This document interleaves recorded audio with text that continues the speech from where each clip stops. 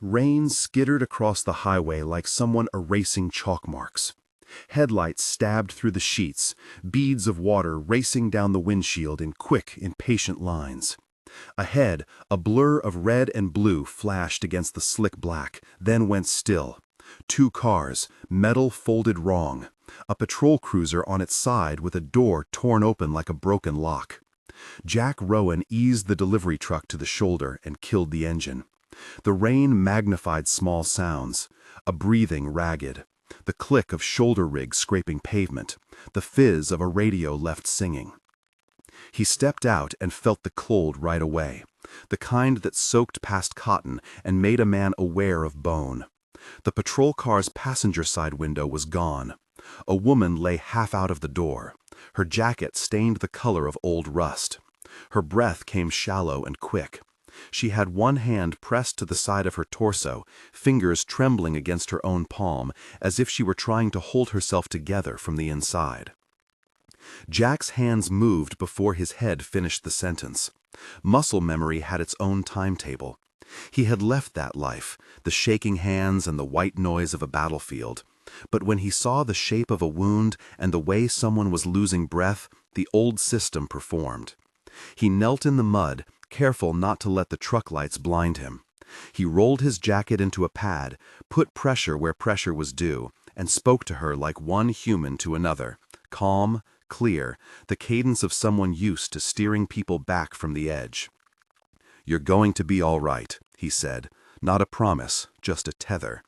Her eyes opened, blue and sharp despite the softening around them.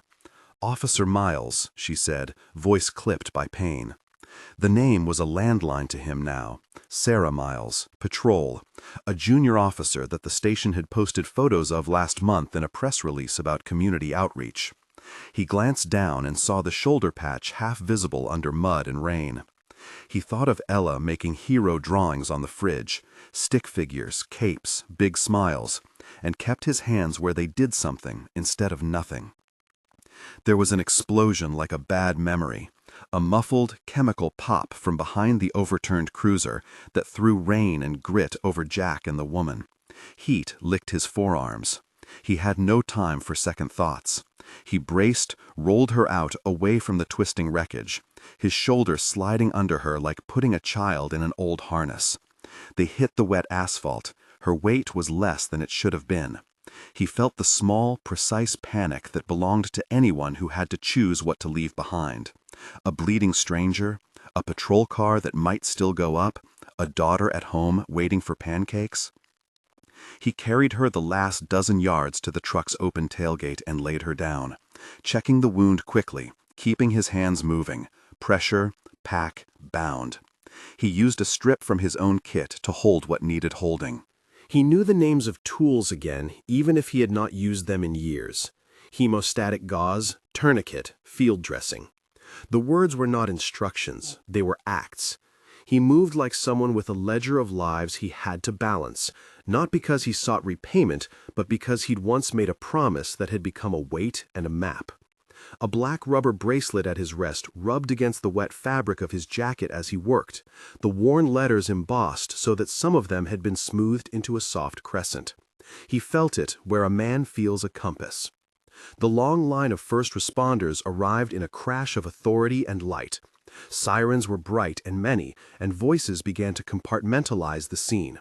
An EMT shoved a radio, barked orders, and then paused at Jack's hands.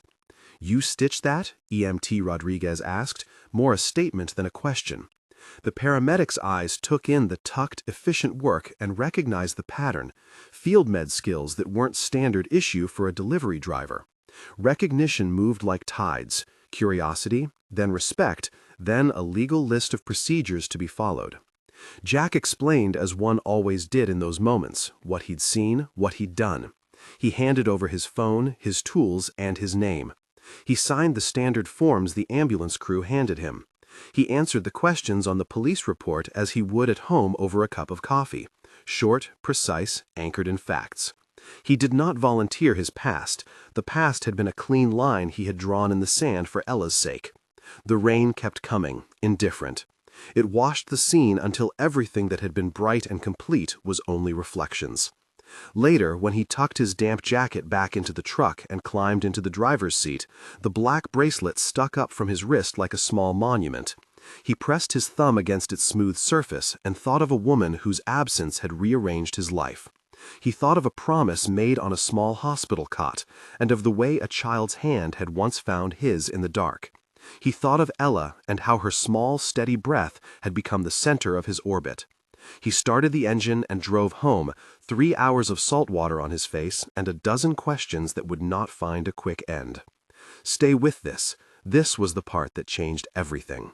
That quiet line of invitation hovered like a promise for whoever was listening. Morning at the Rowan house was a study in small rituals.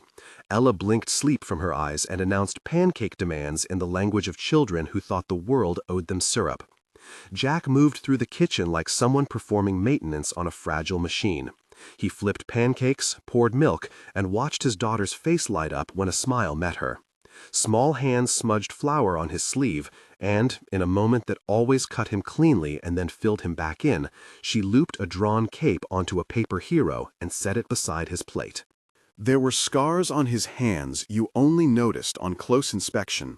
Thin white threads crossing the knuckles, a faint depression like a road map across the join of 2 fingers. He had learned to live with them, the way a man learned to live with a missing tooth or a lamp on a dimmer. Awareness without obsession. He kept the black bracelet on the kitchen counter most nights, clean and close to the jar where Ella kept crayons. On the inside of the bracelet, in an old stitch of ink, were 3 words he had promised himself he would never forget. He said them sometimes aloud when the house was quiet, as if saying them would make them a living thing again. Years earlier, the words had been given to him in a different voice. His wife had said them once, with her hand around his, as a small joke that didn't know it would become a creed. After she was taken in an ambush that had the slow, merciless logic of organized violence, the words had hardened into something else. They had become the hinge between who he had been and who he might allow himself to be. He had moved cities, changed his name on business cards, and taken up a quiet life with Ella and a truck that smelled of cardboard and engine oil. The town liked its simplicity and rewarded his low profile with fewer questions than pity. When detectives came to the house 2 days after the rescue, they smelled of office coffee and the kind of patience that came from repeating bad stories until evidence cleaned them. Detective Maria Reeves had a clipboard and a tired, efficient face. Detective Park watched the backyard fence like a man who expected trouble to approach in measured steps. Captain Marcus Stone stood in the doorway like a statue that had softened with age.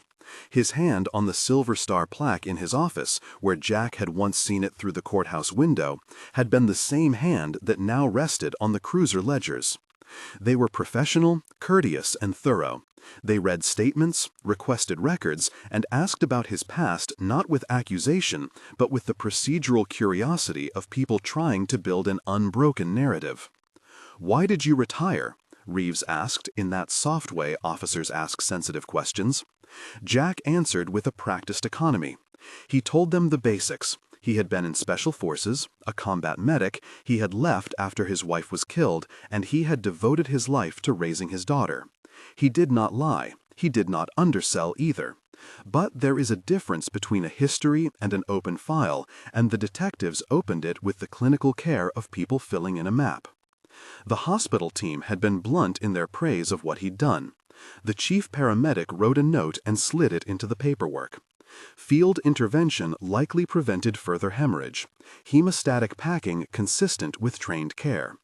It was a small sentence, bureaucratic and clean, and it made bright people look at details differently. Questions followed the praise like shadows. Why would an ex-medic be on that road at that time? Who had targeted the patrol car? Was it a coincidence or a message? The word cartel came up in the department's murmurs like a chilly wind. Vargas, the name attached to a history of violence that had brushed across the outskirts of the city and then seemed to vanish, only to reappear in rumors.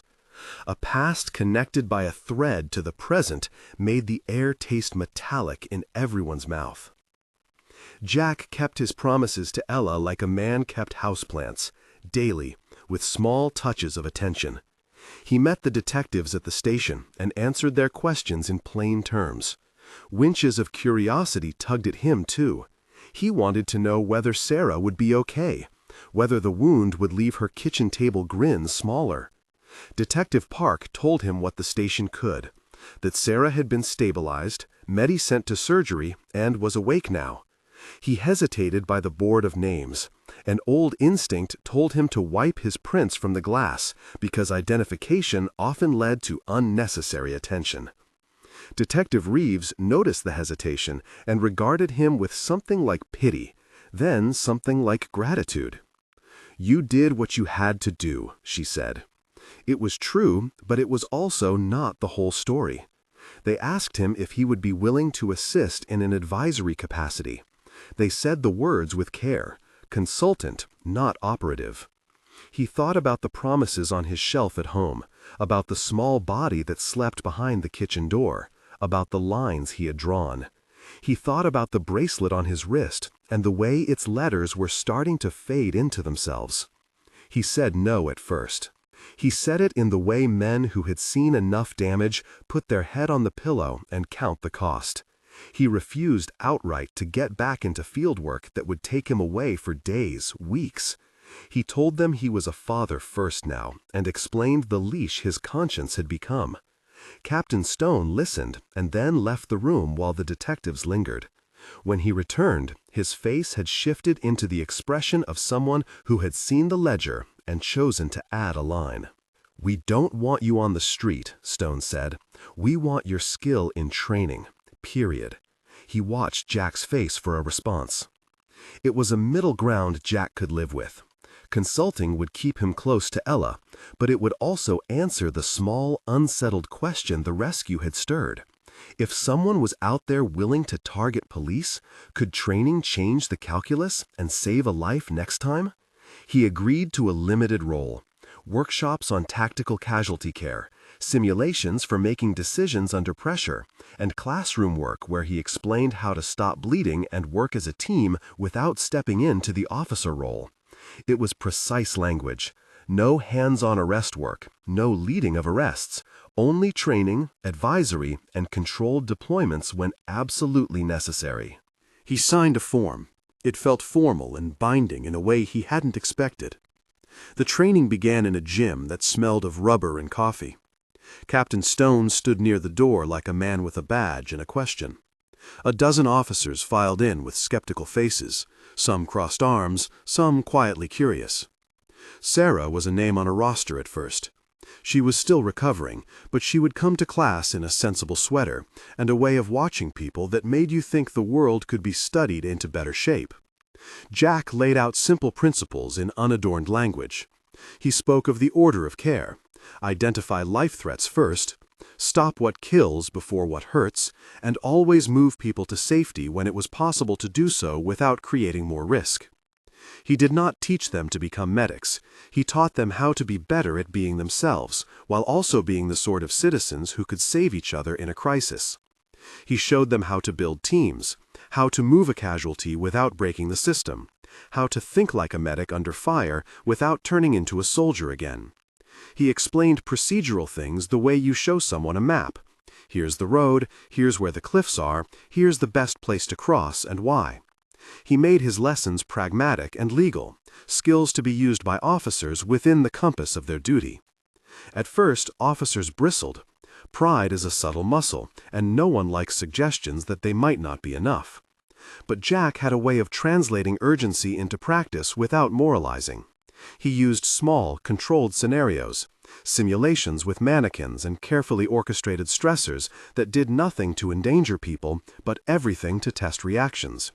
He said little, but when he spoke, it landed like measured stones. Concrete, solid, impossible to argue with. The skepticism thawed. Captain Stone watched with a face that began to show the lines of relief. Ella watched from a folding chair during one weekend session, her feet dangling and her drawing pad unfolded on her lap. She had brought a hero sketch for Officer Miles, labeling her Sarah the Brave, with pen strokes that were certain and large. When Sarah came to class to observe, Ella slid the drawing across the table like handing off a shield. Sarah laughed softly and thanked the child for making the world a cleaner place with crayons. "You saved me out there," Sarah told Jack one afternoon when the gym lights hummed like small suns. Her voice had a brittle edge. Recovery was not neat, but there was gratitude in it that didn't need to be dramatized. "You didn't have to. You could have driven on." Jack shrugged in a way that meant nothing heroic. "Couldn't," he said. "Not that night." "Why'd you stop?" she asked. "I mean, you have reasons to stay away." He thought of the ring he had worn for a moment that had been a promise. He thought of the black bracelet on the kitchen counter, and the way Ella's hair smelled of hot syrup. He thought of the line he'd drawn years ago. He told her, without embellishment, about the line he had promised not to cross. "It was more about who I am when I walk away," he said, "not what I leave behind." Her gratitude folded into a more complicated expression. "You could have saved someone," she said quietly, "and you did." The training shifted the calculus in subtle, observable ways. Officers learned to fast-track hemorrhage control in the same breath as their tactical sweep. Teams moved more fluidly. Scenarios stopped repeating the same mistakes. Jack's presence was a hinge in the station, and the officers began to treat his advice with the kind of respect long earned rather than assumed. When the department scheduled a controlled operation targeting a suspected cartel stash on the outskirts of town, Jack was asked to ride in the command van to advise on casualty flow and movement. He agreed, on terms, 1 foot in, 1 foot out. He drove out past the sprawl of warehouses and shuttered storefronts where the city thinned into fields and dreams of money. He sat behind a console with maps and radio chatter, a man on the edge of action who knew he would not slip back across his own line. The raid brief was lean and focused. Detectives had their warrants, the evidence had been vetted, and a small task force moved in with measured precision. Jack listened to the plan and scanned the aerial. There were crates in the warehouse, some stacked to the height of a man. There were paths marked on the ground where men had walked too often. He found himself studying the edges, the back exit, the loading dock, the far wall's variations. A certain arrangement of pressure and detonation devices had a logic to it that could be read by someone with the right frame of mind. He passed his concerns to Captain Stone in a voice as steady as the rain had been that night. "If they set an exit to trigger on pressure, it'll be designed to catch people who move after they've already engaged a room," he said, careful. "If you hold and clear the pathways differently, if you stop them from streaming out at once, you lower the risk." Stone's face tightened. "You mean hold them?" "Hold them and move methodically," Jack said. "Don't stream. Use the secondary exits first." Stone considered, then nodded. His hands were older, but they had a steadiness that had been tempered by 1,000 small decisions. "We'll do it your way," he said. The operation began with the soft, tense choreography of people who knew they had to get it right. Officers moved like a rumor, contained and purposeful. The warehouse opened like a mouth to a sound that had no teeth. Men who had believed themselves invisible found themselves surprised by the daylight. There were moments of shouts and the quick, ordered noise of a team that had been drilled. Then, as suspects were directed to the central clearing, Jack's voice came over the radio. "Stop the egress. Hold Team 3." They held. A second later, there was a sharp, contained blast at the rear exit where someone had been careless with a makeshift trigger. The pressure switch had been an ugly whisper of device work. The blast sent a smell of burned plastic into the air, a small fire on a stack of pallets, and the arrest teams around it inhaled relief and a thing hard to name, gratitude, and the reality that planning matters. If the teams had streamed as in many old practices, the blast could have struck the middle of a knot of officers. By holding the flow and changing the order, injury had been averted. They cuffed men with dirt under their nails and careful eyes. Forensics swarmed the room, bags and sealed containers appearing like careful ghosts. Detective Reeves moved like someone whose theory had found its teeth. In a corner of the warehouse, under a tarp, lay a storage crate with evidence. a charred phone, some paperwork, and a battered safe that yielded up a hair sample sweep the lab would later call Providence. Those small, clinical discoveries would be enough, in time, to tie several suspects to multiple crimes. Jack watched the operation from the van, hands folded, the black bracelet a dark thing against his skin. He watched officers move and felt the complicated fold of pride and sorrow. He had not wanted to be here in that way. He had not wanted to find himself again at the intersection of violence and law enforcement. But the night had put a hand on him and refused to let him walk away completely. In the van, Captain Stone placed a hand lightly on his shoulder, the gesture of a man who had seen a sea change and didn't want to make too much of it. Stone's eyes were old and bright with something like relief. On the way back, evidence was catalogued and loaded into sealable bags, serial numbers copied, and fingers wiped and triaged. The chain of custody sealed the story in a way nothing else could. Jack sat and let the afternoise settle in, as if he were listening for a final chord. Detective Reeves slid a folder across and, with a small private satisfaction, told him that a lab had found a match in a sample that connected a suspect to the ambush that had taken his wife's life years before. Forensics had found a match in mitochondrial markers on a smudged item recovered from a vehicle tied to Vargas's organization. He felt the floor of the van shift slightly beneath him. A weight he had carried for years thinned like ice at sun. They would not pretend the arrest would fix everything. The legal process would be slow, and grief did not leave in arrests. But it was a beginning. Morales, the man the detectives had suspected for some time, had been tied to a series of events that had crossed with Jack's past. The paper said nothing of closure, as if closure could be penned with a stamp, but it said that men would be brought to account. The phrase that had become a solid thing in Jack's mouth for years felt different now. Accountability, not revenge. He kept the difference carefully in mind. When the charges were finally filed, the station mounted a small, quiet recognition. A silver star was not the sort of thing meant for a man who wanted anonymity, but Captain Stone wanted his office to speak for the department in a way that would not be ostentatious. Stone tapped a small plaque into place and then looked at Jack as though he were showing him something he had earned in a way that did not require Jack to accept it publicly. There was a journalist at the station for the press release and a photographer who took a picture that would later end up in a column about community resilience. Jack did not go to court to grandstand. He sat in the back room with Detective Reeves and watched the process with the quiet patience of someone who had been in long waiting lines before. Men were led to and from the courthouse in cuffs, their faces set in the monochrome of men who thought they could hide in the city's underbrush. The lab results had been the thin lever that made arrests possible. Evidence had been admitted, witnesses had been called, and the case threaded through threads of testimony into something more binding than rumor. After the convictions, someone asked if he would consider returning to a more official role, perhaps an embedded consultant permanently. The invitation was polite and full of reasonable arguments: his skills, the community's need, the station's good. Jack thought of Ella's hair against his mouth as she fell asleep, of the bedtime promises tucked into the fabric of everyday life. He thought of the bracelet again, its words a gentle command. He had been pulled back, but he had no taste for returning to the life in full, for living in hotels between missions, or letting his daughter grow up with the idea that he might leave again.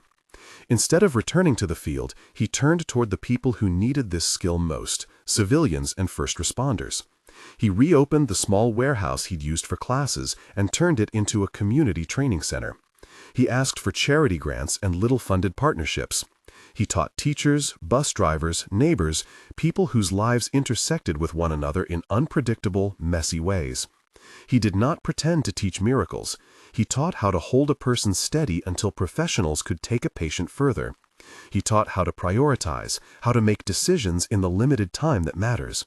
He insisted on legal boundaries and on the value of training that connected people rather than isolating them. Ella grew a little taller and a little surer. She rearranged her drawings and hung them on the wall of the training room, as if curating a gallery of small, necessary optimism. Sarah came to more of the sessions, this time not as a patient but as a partner. Now a detective, she sometimes sat in the back and offered tactical comments that had the weight of someone healed enough to be practical. Jack watched her sisterly grit in evidence when she corrected a point about evidence bagging, a small smile somewhere under the gravity of recollection. The bracelet sat on the mirror in Jack's bedroom one evening like an ancient lighthouse.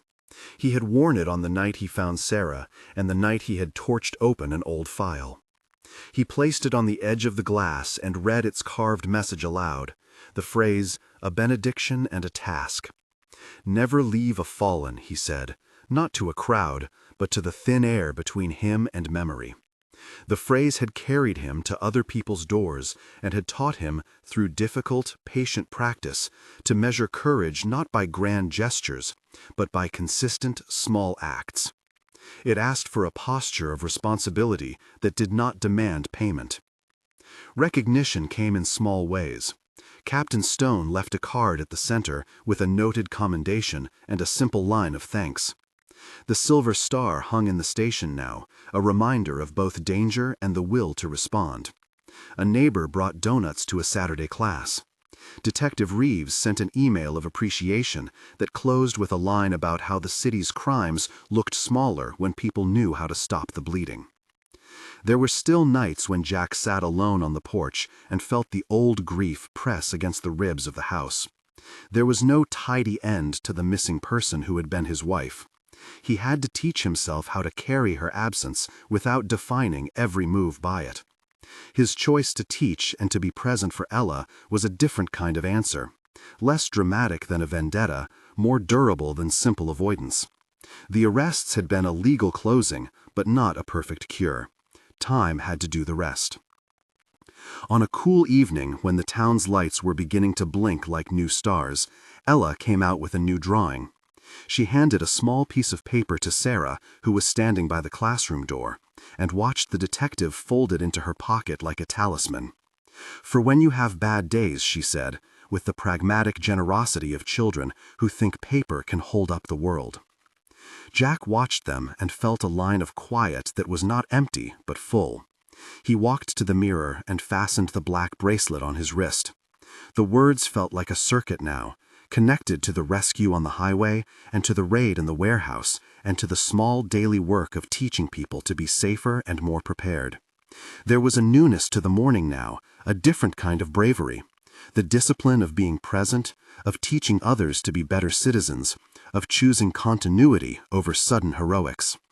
The city felt less like a place of random shocks and more like a place where small, deliberate acts could multiply. In the training center, he watched a man who had been a bus driver take on the confident cooperation that comes from learning to hold a wound and give directions. He saw teachers practice decisions that once would have felt impossible. He watched people move from the frayed edges of fear to a more useful calm.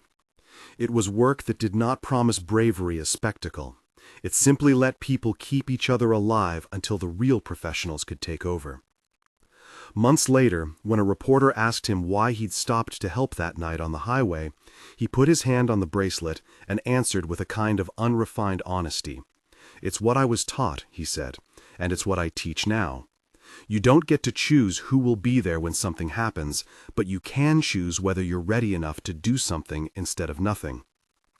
His answer landed differently on different people. For some, it was sentimental. For others, it was a practical call to action. Between the replies, a line of new understanding formed. Courage, repurposed as training, and community made a different sort of legacy than retaliation. In the end, the bracelet stayed on the mirror, near the small print that read, "Never leave a fallen." It had been inked into the rubber and into the marrow of a life that had chosen to keep a child safe and to extend that protection to others in need. The silver star in the station was a quiet acknowledgement. The arrests were an imperfect, necessary thing.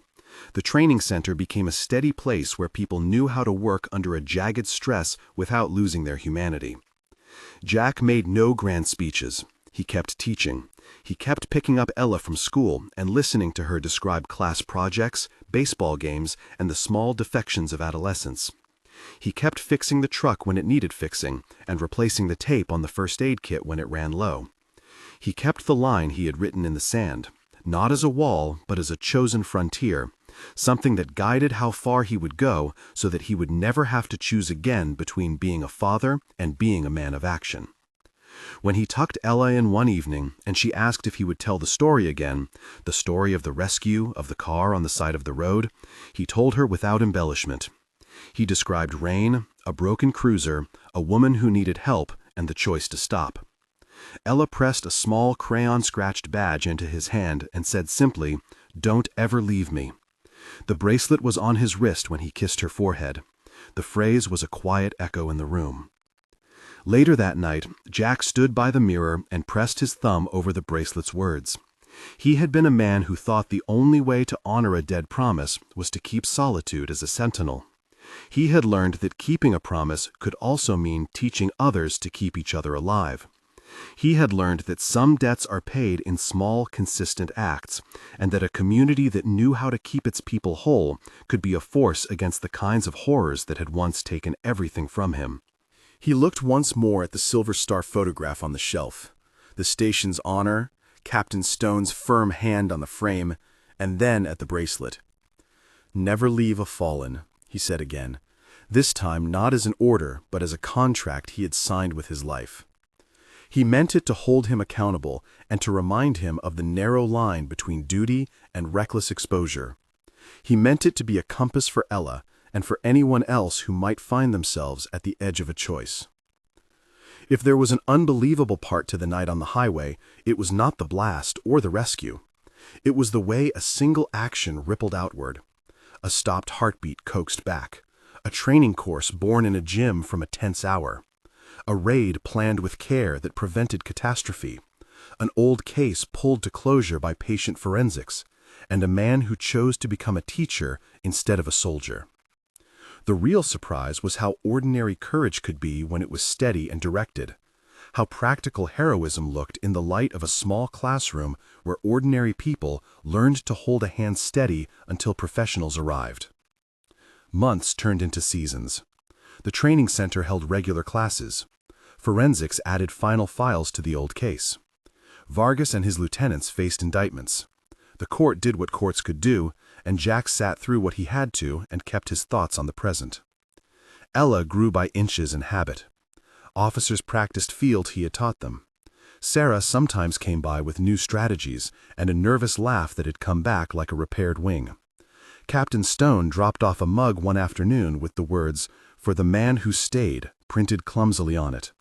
Jack placed it on the center's kitchenette shelf like an odd relic. In the months that followed, a quiet cultural shift occurred in Jack's town. People began to take small training classes at the center as if they were good weather.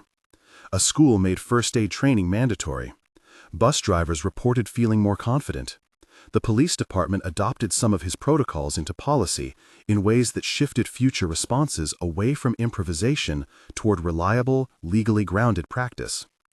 It was the sort of change that did not make for sensational headlines, but it saved people in ways that counted.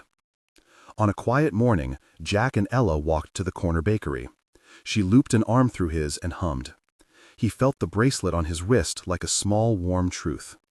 He had found a dying officer on a rain-slicked road, and had, in the space of one intense control of breath and injury, wound himself back into a community. The aftermath had been messy and juridical and painfully slow at times, and it had also been filled with small, steady joys. The unbelievable part, he thought, was not that he had acted in a moment. It was that the choice to help had become a lever that moved more than he could have imagined. When they reached the bakery, Jack paused at the window and watched his daughter look at the pastries like treasures. He thought of the people she might one day help, unbidden, because of the lessons he had taught. He wondered if that was another kind of friendship he owed the world, the building of capacity that let ordinary people hold each other safe. He slipped his hand into his pocket and felt the black bracelet against his skin. He said the phrase to himself, softly, as if tracing an old map. Never leave a fallen. It had become less a command than a way of being, a method for living that meant being ready when someone needed you and creating systems that meant others could be ready too. If the world had any gratitude to offer, it paid in small increments. Sealed evidence bags lifted, a thank you note mailed, a child's drawing pinned to a wall. It paid in the building of a center that smelled faintly of coffee and antiseptic. That, more than any medal, became Jack's emblem. He had not returned to the field in full. He had found a different place to stand where he could still act in ways that mattered and still keep his daughter safe. He knelt in the doorway that night, looked at the bracelet on the mirror, and whispered the words once more. This time, they were not only for him. They were for the people who had shown up in the rain, for the officers who learned to hold a line, for the detectives who followed the evidence patiently, and for Ella, who had taught him that promises could be kept without being prisons. Outside, the city went on. Inside, a small light stayed on in the training center where the next class was gathering. The silver star hung quietly at the station, as if content that its purpose had been served. A man who had stopped one rainy night had, in the days that followed, pulled a community closer to safety. That was the truth of what happened next, and it was, for those who had been part of it, close to miraculous in its ordinariness. If you believe that quiet courage matters, consider making a small choice of your own. Learn basic life-saving skills, or share this story with someone who thinks small acts don't change much. And if you want to hear more stories like this, subscribe. There are more of these ordinary heroics waiting to be told.